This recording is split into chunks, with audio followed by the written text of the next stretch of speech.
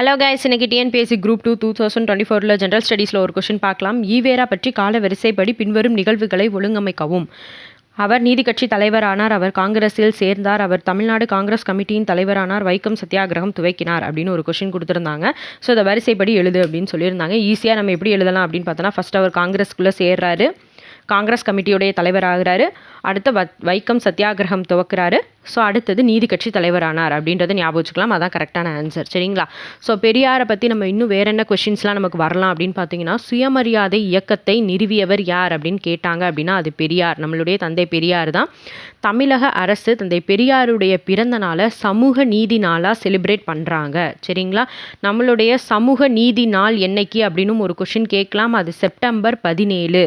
சரிங்களா? யாருடைய பிறந்த நாளை நம்ம சமூக நீதி நாளாக கொண்டாடுறோன்னு கேட்கலாம். தந்தை பெரியாருடைய பிறந்த நாளை தான் அப்படி செலிப்ரேட் பண்ணுறோம். சரிங்களா? தேங்க்யூ.